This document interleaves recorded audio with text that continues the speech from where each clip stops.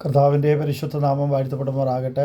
ഇന്നത്തെ നമ്മുടെ ചിന്തയ്ക്കായി ഇബ്രായ ലേഖനം 11-ാം അധ്യായം 24-ാമത്തെ വാക്യം ഇങ്ങനെ വായിക്കുന്നു: വിശ്വാസത്താൽ മോശ താൻ വളർന്നു വന്നപ്പോൾ പാപത്തിൻ്റെ തൽക്കാല ഭോഗത്തേക്കാൾ ദൈവജനത്തോടു കൂടെ കഷ്ടം സഹിക്കുന്നത് തിരഞ്ഞെടുത്തു. പ്രതിഫലം നോക്കിയതുകൊണ്ട് ഫറവോൻ്റെ പുത്രിയുടെ മകനെന്ന് വിളിക്കപ്പെടുവാൻ നിരസിക്കപ്പെട്ട മിസ്രയീമിലെ നിക്ഷേപങ്ങൾക്ക് ക്രിസ്തുവിൻ്റെ നിന്ന വലിയ ധനമെന്ന് എണ്ണുകയും ചെയ്തു.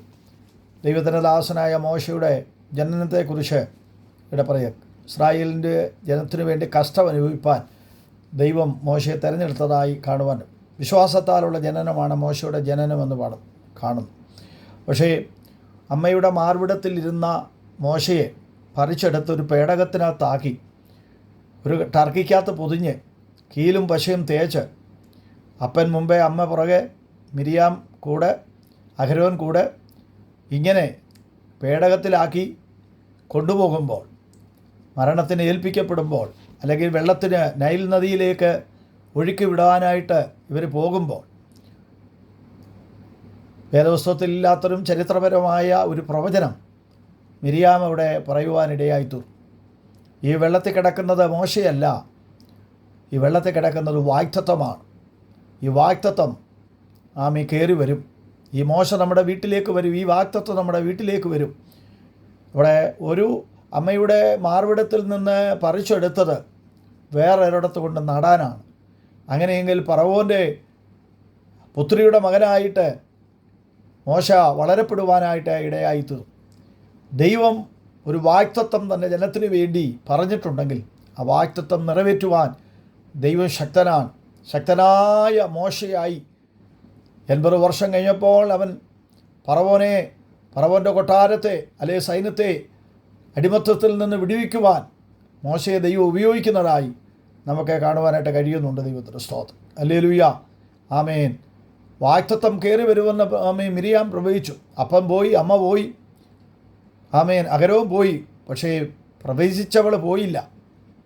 ഈ വാഗ്ദത്തത്തിന് എന്ത് സംഭവിച്ചു എന്ന് നോക്കി നിൽക്കുകയാണ്. കഴിഞ്ഞ നാളുകളിൽ ദൈവം പറഞ്ഞ ചില വാഗ്ദത്തങ്ങൾ നിറവേറാതെ ആകുലപ്പെട്ട് നിൽക്കുന്നെങ്കിൽ, തലമുറയുടെ വാഗ്ദത്തങ്ങളെ ആമേൻ അത് കാണുവാൻ കഴിയാതെ, കുടുംബത്തിൻ്റെ വാഗ്ദത്തങ്ങളെ, നിൻ്റെ മുൻപോട്ടുള്ള ശുശ്രൂഷയുടെ വാഗ്ദത്തങ്ങളെ കാണുവാൻ കഴിയാതെ ആകുലതയോടെ നീ നിൽക്കുന്നെങ്കിൽ, പരിശുദ്ധാത്മാവ് നിന്നെ നോക്കി പറയുന്നു, ആ വാഗ്ദത്തം ഈ വർഷം നിനക്ക് ആമേൻ വരുവാൻ ഇടയായിത്തീരും. ആ വാഗ്ദത്തത്തിന് വേണ്ടി നീ പ്രാർത്ഥിര്.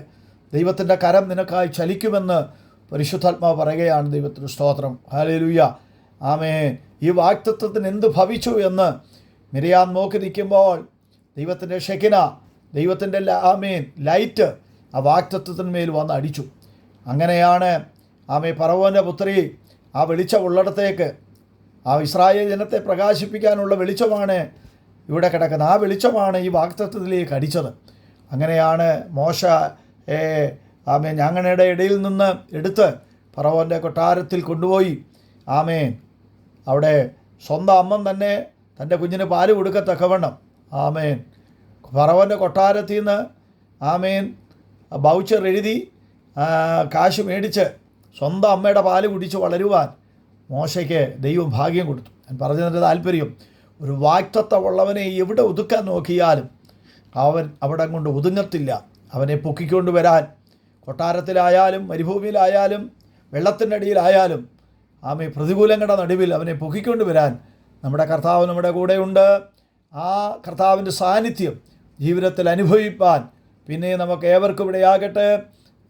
തലമുറയോർത്ത് കരയുന്ന ഭാവി സംബന്ധമായ വിഷയങ്ങളെ ഓർത്ത് കരയുന്ന പ്രാർത്ഥിക്കുന്ന നിങ്ങളുടെ വിഷയത്തിന്മേൽ ദൈവത്തിൻ്റെ പരിശുദ്ധാത്മാവ് അത്ഭുതങ്ങൾ ചെയ്യുമെന്നുള്ള പ്രതീക്ഷയോടുകൂടെ ഈ മെസ്സേജ് ഇവിടെ അവസാനിപ്പിക്കുന്നു.